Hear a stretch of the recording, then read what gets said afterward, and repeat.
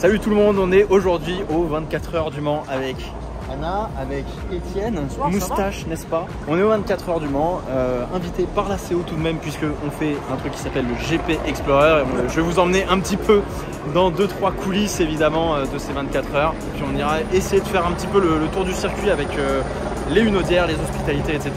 Un petit peu de nuit parce que c'est là où c'est vraiment impressionnant. Donc on est parti dans le paddock avec tout le monde pour ces 24 heures du Mans, le centenaire. Et c'est ça qui est bon. Le concept Bugatti aussi.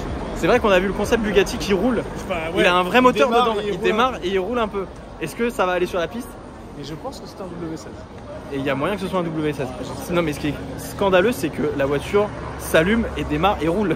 Moi, je pensais vraiment que c'était juste une maquette jolie, quoi. Même moi, je me suis demandé quand je suis à la première fois si elle était à l'échelle. Oui. Elle paraît un petit peu plus petite, ouais. Bon, en tout cas, pour l'instant, il ne l'aligne pas pour le départ des 24 heures du Mans. Peut-être un jour.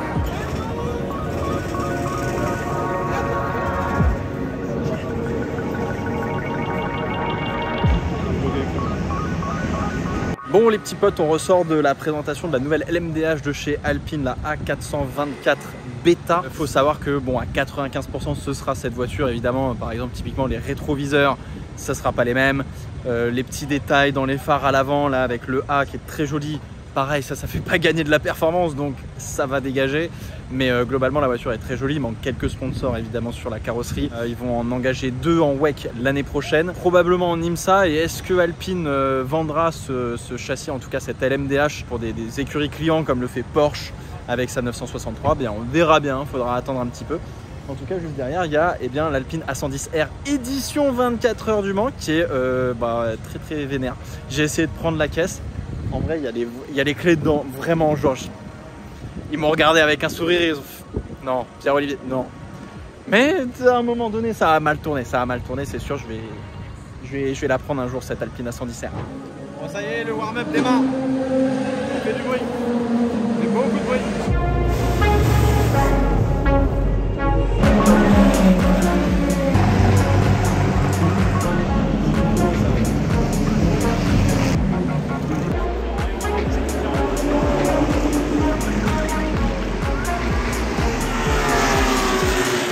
Les voitures historiques, ça fait plaisir. Quasiment que les voitures victorieuses. Probablement que les victorieuses. Et la Force 7. Oh là là, c'est gros ça.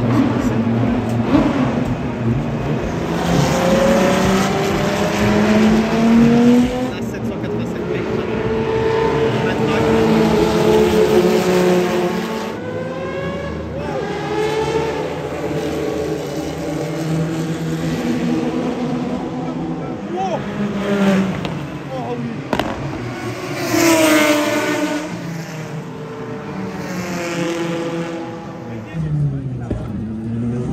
Il faut savoir que là, Lilian, en fait, il est tout simplement en train d'appeler la tour de contrôle de l'aéroport du Mans pour avoir des infos sur la météo. Là, au-dessus, là, c'est pas beau.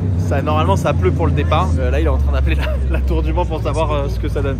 Ça donne quoi, Lilian? Du coup, elle m'a dit d'avoir sur internet. La météo agricole. La météo agricole, de ouf. Bref, donc là, on va s'apprêter à faire le green walk. Et juste avant ça, on a eu aussi un petit peu la parade avec des vieilles voitures de la première édition jusqu'à la dernière à peu près et qui ont gagné le Mans. Et un petit coup de cœur pour la 787B, la Mazda avec le moteur rotatif qui est absolument incroyable. Et surtout, j'ai enfin vu 900 GT1 rouler.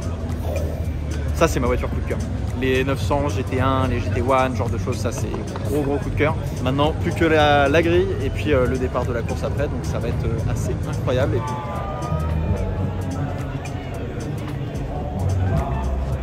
Bon, ça y est, on est sur la grille. La 963.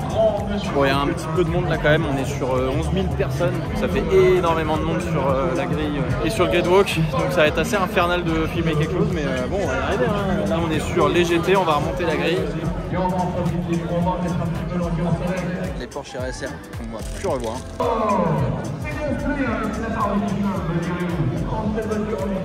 Dernière année des GTE, mesdames et messieurs. Il faut en profiter tant qu'on peut.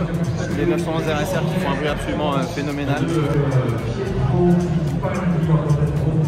Ça a mis les pneus pluie chez les Ironman pour l'instant. Là, on a mis les slicks. C'est orageux. On risque d'avoir une très belle course pour ce centenaire, en tout cas pour le départ. On va essayer d'aller voir la voiture de Lilou. La voilà, la 83. quand même du beau détail. Hein. Dernière année aussi de la 488 GTE. Petit prono rapidement, Ferrari gagne. Si ça va au bout, Ferrari gagne. Sinon, il y a moyen que... Je pense que Toyota, ce ne sera pas pour eux cette année. Si Ferrari va au bout, ça gagne, parce que c'est très rapide. Et sinon, eh bien, j'aimerais bien qu'une petite Cadillac, ça gagne aussi, là. Ça serait beau. Voilà, mesdames et messieurs, Oh là là, qu'est-ce que c'est beau. Le plus proche qu'on puisse avoir d'une NASCAR en Europe. Jenson Button, Jimmy Johnson et Mike Rockenfeller avec des énormes...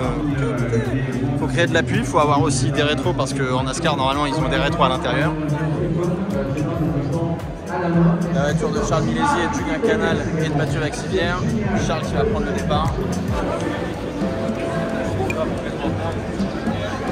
À Peugeot, avant le départ. La petite Cadillac.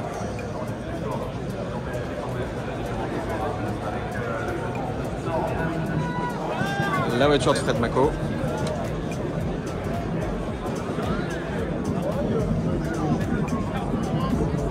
Les Toyota qui sont par là. Et là, oh putain, alors là, on va essayer d'aller voir les Ferrari, mais ça promet d'être tricky. Ouais, c'est bon, mais elle est dégueulasse, c'est la voiture. Bon bah il y a trop de monde. Ça se prépare. Là on est bien. Il y a quand même les pluies au cas où. Là-dedans on met le fuel. Ça c'est pour mettre à la voiture. Et là tu as tout le tuyau qui va dans le réservoir.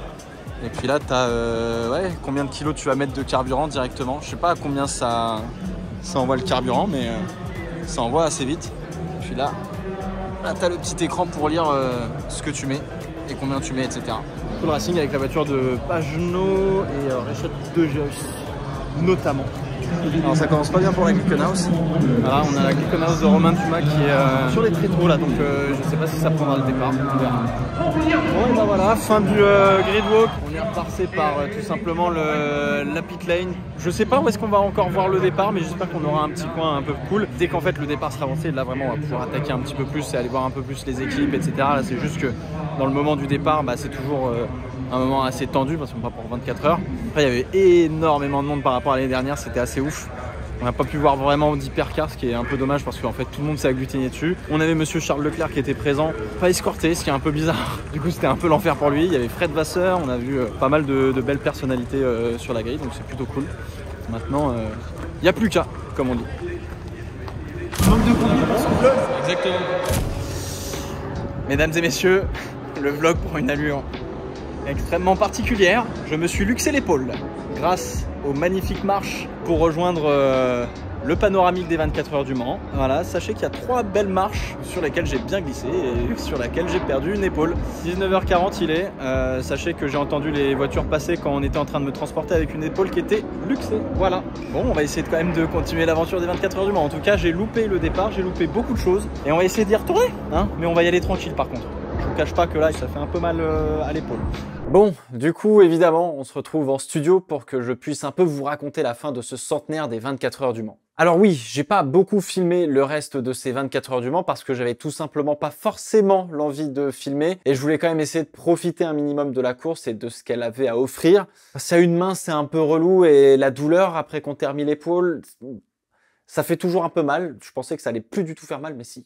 Et c'est relou. Alors évidemment, moi je voulais passer chez Prema en LMP2, chez Cool Racing pendant la course. On aurait aussi pu passer chez Toyota. On aurait pu passer chez Alpine. Bref, j'ai un peu le seum parce que l'épaule et la douleur faisaient que j'étais assez limité dans ce que j'étais vraiment capable de faire. Et c'est relou parce que là, j'étais prêt à aller dans 1 milliard de coulisses, il y avait un vlog trop cool à faire. Bref, mais comme l'année dernière, on a pu se rendre avec Étienne Moustache et Anna à l'hospitalité des Hunaudières qui donne sur la première chicane, et de nuit s'il vous plaît. C'était absolument incroyable puisqu'on est dans une zone de freinage et une zone aussi de réaccélération, et c'est là où on entend véritablement le son des moteurs en action.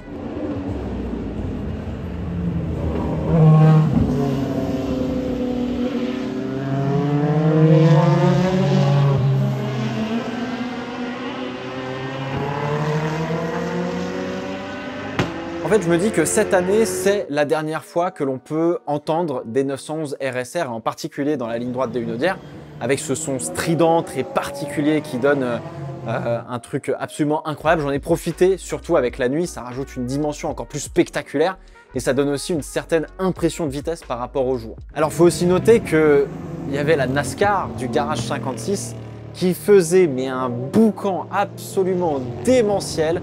Elle a un grip en virage qui est absolument improbable.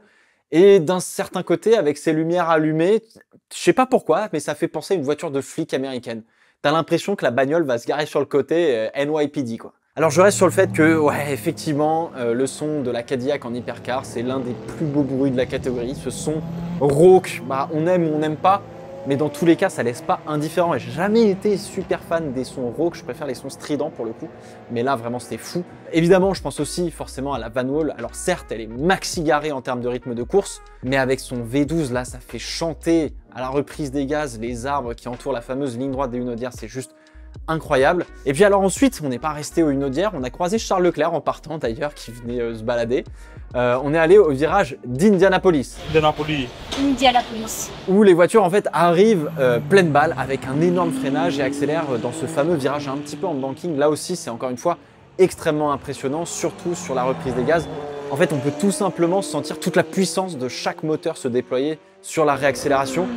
Parce qu'en fait, il freine et il relâche les gaz et en fait, il se passe rien. Et dès que ça met le pied sur gaz, mais bah, ça t'envoie un truc dans la tronche, c'est incroyable. Bref, avec tout ça, on est rentré aux alentours des 1h30 du matin, la baraque qu'on avait louée. La nuit fut assez courte, hein, on va pas se le cacher. On s'est retrouvé au circuit vers 9h, je crois, 9h30, pour regarder la fin de la course. Et alors là, bonsoir, comment il s'est passé beaucoup trop de choses pour vraiment comprendre qui a fait quoi, qui a encore des chances de gagner.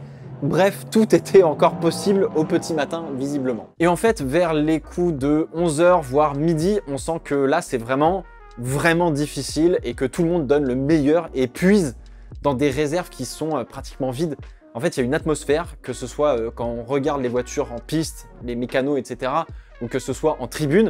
En fait, en règle générale, tout le monde vit la course hyper intensément et d'une certaine manière, tout le monde est aussi super fatigué. Alors bien évidemment, j'avais pas le même niveau de fatigue que les pilotes. Beaucoup de spectateurs sont rentrés pour pouvoir se reposer et revenir, mais d'autres ont fait des nuits blanches, ont été dans les campings à boire des pintes, plein d'autres choses, bref. Et ils ont regardé la course de A à Z, bref. Même si on s'est reposé la nuit, on accompagne dans la fatigue, nous aussi, les équipages encore en course. Et en fait, le dimanche matin, il y a cette espèce de chose jusqu'à peu près l'arrivée de la course, et même un petit peu après, ça provoque une sorte de sensation que l'on a en fait participé à quelque chose d'assez exceptionnel, d'assez extraordinaire, chacun à sa manière évidemment, et qu'il va nous falloir bien plus qu'une petite nuit pour s'en remettre, un petit trajet en voiture pour rentrer à la maison, etc., pour qu'on puisse apprécier les souvenirs que on s'est tout simplement fait sur place. Alors l'endurance est avant tout un sport où c'est la voiture qui est la star et non pas le pilote, comme c'est le cas en Formule 1. Lorsqu'une Formule 1 sort des stands,